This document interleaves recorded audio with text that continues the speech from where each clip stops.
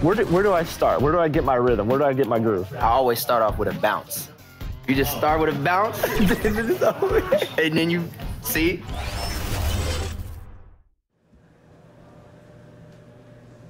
This is Hank and the Hornet on 98.9 The Flex, the official home of your Dallas Mavericks. It's a big game. Let's do this.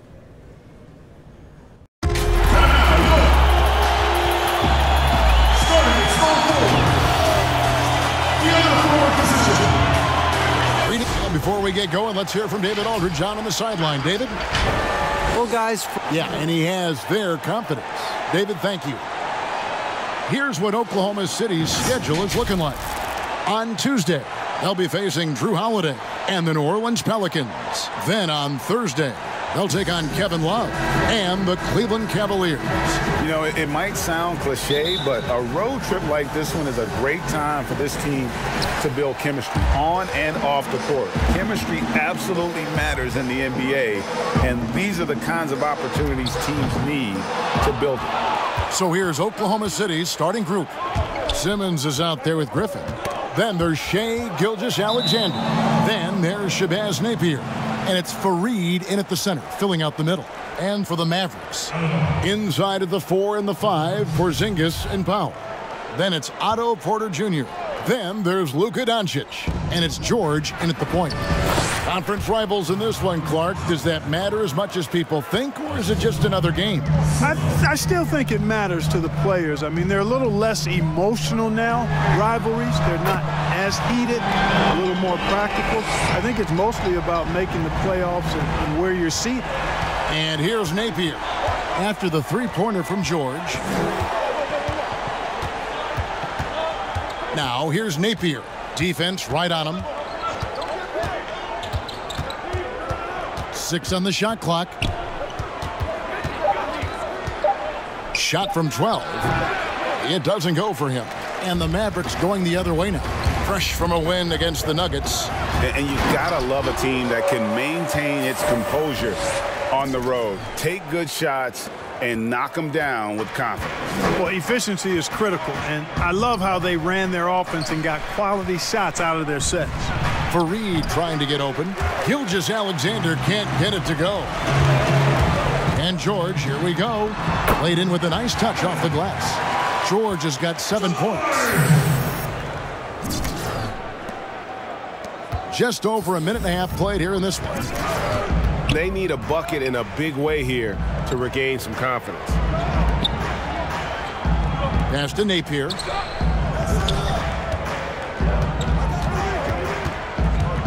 To the paint. Will it go?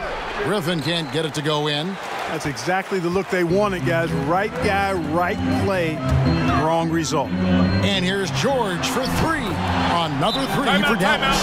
And it just seems that every pass they make is leading to a score. Just great ball movement. And first time out of the game called for Oklahoma City. Coming into this having notched a win against the Rockets in their last game. And it was one of those games where it was just hard to get anything going. And you could see frustrations emerge. And you know what? Even though it was a frustrating night shooting the ball, they found a way to get it done and pulled it out. And a win's a win, and that ultimately is all that matters. Now here's Griffin. What a tremendous game he played against Houston. And it's slammed in by Fareed. Boy, a remarkable athlete is Kenneth Fareed. You throw a pass anywhere near him, and he'll finish it off in style. You know, guys, Kenneth Fareed, a.k.a. Manimal, I'm seeing a lot more floor time lately, deservedly so. I mean, you feel like with his past teams, he was probably a bit misused. Now Griffin. After the missed 3 from George. Outside Griffin. Clock at 6. They're running. And the dunk by Doncic.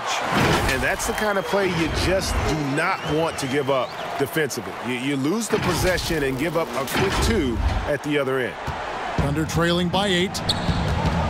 And with Fareed, he saw his minutes, Clark, decline due to defensive issues. But the offense is there. Yeah, you know what, Kevin? I think it can be a bit tricky to find minutes to have Fareed play due to the matchups, but it's worth it at the offensive end. Still an explosive score, and if you can get him on the floor where he's not a mismatch on defense, he'll give you good production. Well, you look at at Luka Doncic, and the one skepticism scouts had was his athleticism or lack thereof. And I think he's proven that's not necessary to be a great basketball player. And he's only getting better as he works with NBA trainers. Catching up on the changes for Dallas. Maxi Kleba, he's checked in for Powell. Dorian Finney-Smith comes in for Porzingis. Hardaway is subbed in for Porter. And then for Oklahoma City, Jake Layman's checked in for Reed. Malik Beasley comes in for Simmons. And Wiggins is subbed in for Napier. And, you know, you heard about Doncic. Even if he's a step slow, he's always 2 steps ahead with his mental game. You know, Kevin, that's a great point. Feel, savvy, experience, know-how. You know, he grew up playing against big... Oh, what a finish! Good. Spectacular move. Wiggins' elevation, body control, strength, elite across the board. Count it. And it's 7 points for Luka Doncic. And now you see them starting to really work the ball inside. And here is Gilgeous-Alexander. He definitely had a good game in their win against the Rockets.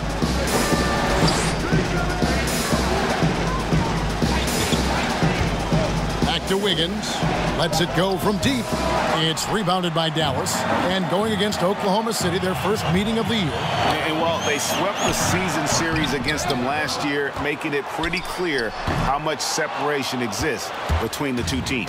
Yeah, Greg, I mean, one is a playoff team. The other, question mark, ... not so much. But things change, and you're only as good as your last win, so we'll see how they handle things tonight. Griffin's shot is off. Passes to George. Ahead. And then Hardaway with the dunk. Really seizing the momentum of this game, but doing it with a methodical approach. And, you know, that involves pounding it inside, getting as many points as you can right at the rim. That demoralizes the team. And so it's Dallas, holding on to an 11-point cushion as we get ready to take a break. They've dictated the pace, pushed the ball at every chance, and it's paying off for them. And we'll be right back after this. And so far through one quarter, it's been a lopsided game. We'll see if that changes here in the second. And guys, we've seen a confident-looking Mavericks team out there. Yeah, in that first period, they looked to push in transition at every opportunity. Yeah, I like the way they play. They're looking to get up and down the court every time. Racehorse basketball here tonight. Strap it up. Don't look down. You'll miss something. Taking a look at the Thunder, they've got Griffin, Ferguson out there with Layman. Then it's Malik Beasley, and it's Wiggins in at the 2-guard spot. And Hardaway gets it to go.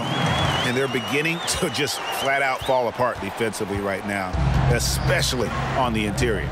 Yeah, and that's 4 straight field goals now, Greg, they've allowed from point-blank range. Can't happen. Here's Wiggins. He clangs that one off the back iron, and down it falls. Wiggins has got 6. Razor sharp focus from the young fella, Andrew Wiggins there, not allowing the defense to bother. George with the bucket. And, you know, Dallas head coach Rick Carlisle, also the president of the National Basketball Coaches Association, and that's a role he takes very seriously, very involved in elevating the coaching profession at the NBA level. Under his leadership, they've made a push to train and identify a more diverse group of future NBA coaches, and Rick very involved in that. And it's Wiggins missing. Dallas leading by 10. Launches a 3, and down it goes. 3-pointer falls in from George. He's got 15. Guys, I tell you what, feels like everything is coming easy to him. Just taking what he sees and capitalizing. Now Beasley. He's gotten some minutes, but nothing on the board yet. It's Beasley on the wing. Off target from outside. And talking about that program to help diversify the coaching ranks, Clark, Rick Carlisle said it's not about quotas or mandates. No, I agree with him, and Kevin, you make a good point. The goal is to offer guidance, development, and networking opportunities to groups who are underrepresented in the coaching ranks, be it women or minorities, and giving them access to developing as coaches and having a chance to move forward in the profession. Part of it is just filling the pipeline with candidates that could make good future coaches in the NBA. And he did everything he could to make that shot as difficult as possible. And you know what, guys? That will pump him up because he takes a ton of pride in what he does on defense. All these threes they're giving up have really been the driving force on this run. Now a timeout called by Oklahoma City. Mark, I have sat next to you doing these games for years. What's prevented you from taking a coaching position at some level? Because I hear you talk, I'm thinking you'd be a perfect coach. Well, a couple of things. One, coaching never lets up. It's always on you, and I've come to enjoy the fact that I can be fully immersed as a broadcaster and work with great guys like you and others, and then have a period of time where I don't have to be immersed in basketball, and I've enjoyed that. And I also haven't trained or prepared to be a coach because it is demanding in terms of the hours that you have to put in. And I've got a little more job security, I think, in the role that I serve as an analyst as opposed to what might happen if I did try to be a coach. You've got all the security in the world, believe me. Well-rounded effort, and they show no signs of letting up. Almost no holes in their performance tonight. They've been tremendous. And Fareed kicks to Wiggins to stop the drought, and that's 2 points on the layup. Wiggins has got 4 points now in the quarter. Boy, he's doing everything he can at this point. The rest of his teammates need to step up and give him some help. And the three ball is good. It just seems like the more he touches it, the more the lead grows. And so it's Wiggins with it. He'll bring it up for the Thunder.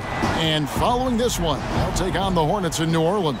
And that will be game 3 of 6 played away from home.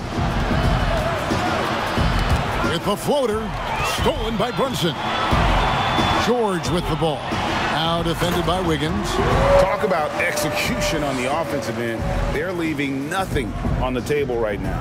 Yep, they're starting to stretch this lead out. Too much offense to keep pace with. Napier feeling it out a bit. There's the pass to Fareed. Second shot opportunity. Powell pulls it in. They have been board dominant in this game. That's definitely been a factor in crafting this huge lead. And it's been a well-rounded performance. I mean, strong rebounding has certainly been at the center of it, but it's been good on a number of levels. And they've won the rebound battle so far, and it's translated to the scoreboard. Well, the effort level they've had has been outstanding. Hard to keep a team down when they play with that much energy. And George gets the whistle that time. That is his first foul of the game.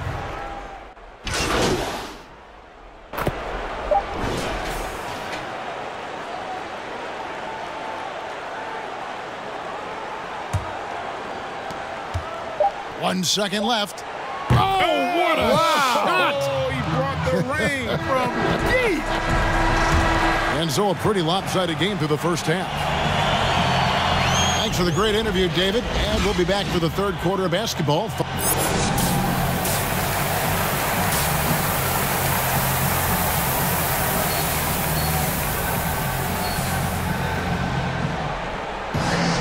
And with a big gap on the scoreboard, the second half begins with very different goals for these teams. One side trying to mount a comeback, one side trying to protect their lead. It's been one outstanding game from George. And how about the amount he's contributing in the scoring column? Through 2 quarters, he has been terrific. And you know what? They've come at him a few different ways defensively, and nothing has slowed him down. Inside of the 4 and the 5, Porzingis and Powell. Then there's Doncic. Then it's Otto Porter Jr. And it's George in at the 1 spot. That's the lineup out there for the Mavericks. And Blake Griffin is just an incredible athlete, explosive and great balance and mobility, powerful. A big guy who can flat out throw it down, and he also can pass it too. The Mavericks have shot 2 free throws, and they're 1 of 2 so far. The first free throw is good.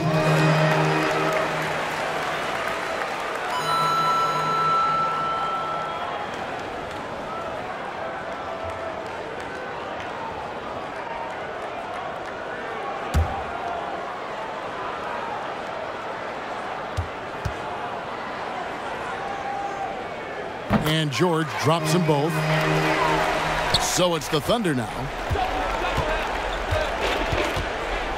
At the elbow, Griffin.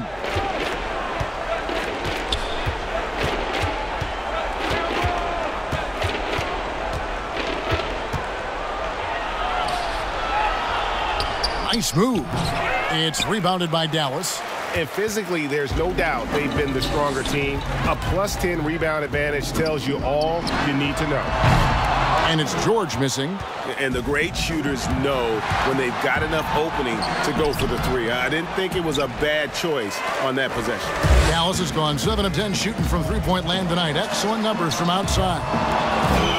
Comparisons being drawn between Kristaps Porzingis and Dirk Nowitzki for their height and skill level, understandably so, and in many eyes, fitting that Porzingis is now a Dallas Maverick. That's a big donut, folks, here to start the second half. 4 straight they've missed. And he gets the whistle. 2 free throws coming up. And Clark, looking at those 2 players you just mentioned. Nowitzki, 7 foot tall. Porzingis, 7'3". Yeah, you take a look at those guys, and the difference really, I think, is the athleticism of Porzingis. He moves a little better. He bounces a little higher. And as he's gotten stronger, I think center might be his natural position, whereas Dirk was really better suited to being a power forward. Griffin kicks to Napier. And again, no good by Oklahoma City. And they start the second half with 3 straight misses. Back to George. Shoots the 3. Good, and the assist goes to Hardaway. 33 points for George. This guy is simply having a great game from outside. Now, here's Gilgeous-Alexander. Guarded by Doncic. Gilgeous-Alexander can't get it to go. The Mavericks have gone only 1 of 6 in the field in the third quarter. Not how they pictured the half started. And George with the stuff. Porzingis has no problem giving the ball up. This is just the kind of unselfishness you like to see. They've been struggling here on offense. Yeah, a bit of a dry spell for sure. Now a timeout called by Oklahoma City. You know, for Porzingis, the business of the family is basketball. His parents played at a very high level. His older brother played professionally for over a decade. And the first word that Porzingis...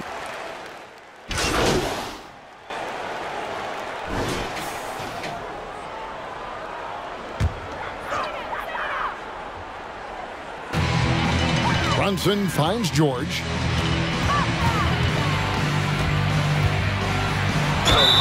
And the call on the shot that sends him to the line.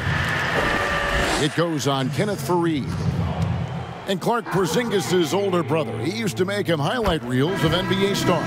Yeah, you know, the NBA was his goal all along, but he showed patience, and the Orlando Magic actually promised to take him 10th back in 2014. He stayed in Spain 1 more year to develop, and good for him.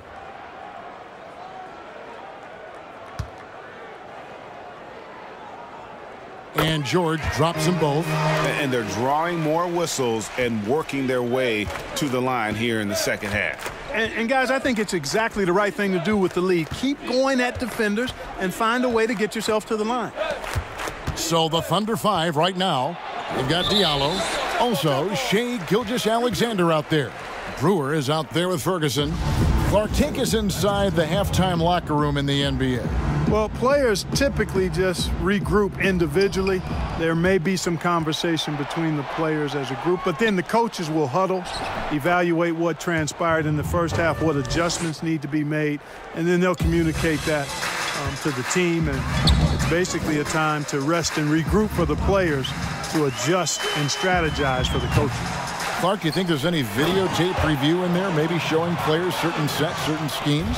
In this day and age, for sure, with the use of iPads and technology. If you go back to my time, there was no quick turnaround of video in the halftime locker room. Right, right. I do know officials do that, too, in their locker room at halftime. George looking over the floor. Thunder with the rebound. 4-on-3 break. Here's Diallo. The rebound by Marjanovic. And if you ask me what percentage of the time he's making that shot, my answer would be in the single digits. Well, you can't be forcing a shot like that. You got to keep the ball moving. Get something better. George way outside. That shot no good. So the Thunder will take it the other way.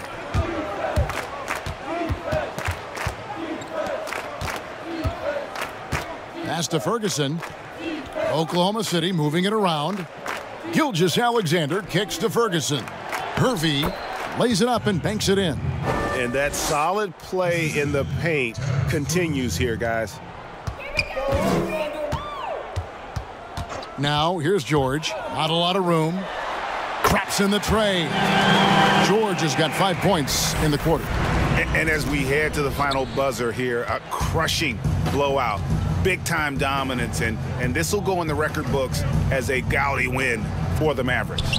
Well, the one thing that jumps out in this game is the free throw shooting, which they did a much better job at. Absolutely. A big plus. And oftentimes your performance at the line can be the difference in a game. And I think tonight we saw that. And so this will now translate to 14 wins on the season. They can chalk this one up, but these two teams will see plenty more of one another before the season's over. And, Greg, we know familiarity breeds contempt. I would expect things to become more heated as these teams face each other going forward. And, you know, looking back at all the contributions tonight, it was a really phenomenal all-around game for George. Well, the defense just couldn't figure him out, and he continued to put it to him. And, yes, it's good. You can appreciate the fight now, but it isn't how they came into the game. Yeah, you know, I agree with you. They waited too long to finally ramp themselves up. Kleba with the bucket. Saw the opportunity to put this away and did not turn it down. And, you know, this run shows what kind of attitude this team has. I mean, the win is there. Go get it. There's 18 seconds left to play in the final quarter. Ferguson kicks to Diallo. Just 5 on the clock. To the right side. Here's Gilgeous-Alexander. That shot off the mark.